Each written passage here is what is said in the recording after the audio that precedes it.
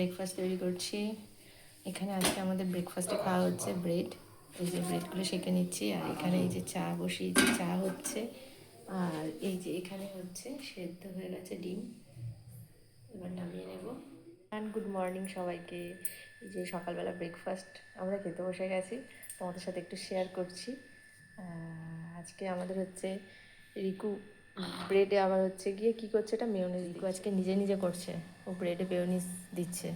আচ্ছা, আজকে ব্রেড আমাদের ব্রেকফাস্ট হচ্ছে ব্রেড, সেদ্ধ ডিম আর হচ্ছে কলা। আর রিকু হচ্ছে গিয়ে এক এক কাজ করছে, ভালো ভালো ভালো, ও বলেছে একা একা করবে।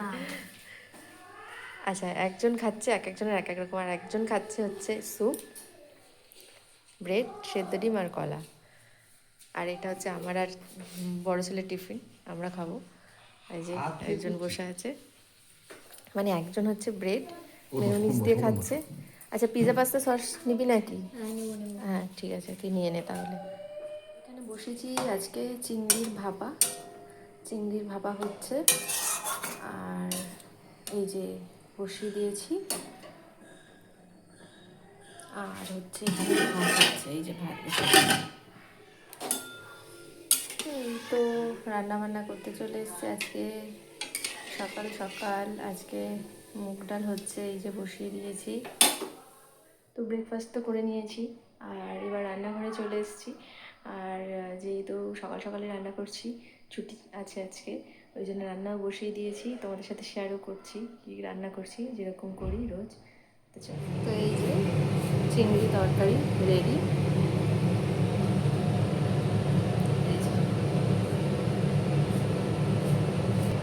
ও আর এখানে হচ্ছে যে বিনস আর আলু কেটে দিয়েছি, এটা ভাজা হবে। আলু আর বেশ ভাজা বসিয়ে দিয়েছি। আর এখানে একটু পাঁপড় ভেজে নিয়েছি, এটা একটু ধুয়ে রেখেছি, পরে দেখাচ্ছি তোমাদেরকে। এটা হোক ততক্ষণ। হাই এভরিওয়ান, এই যে গুড আফটারনুন সবাইকে।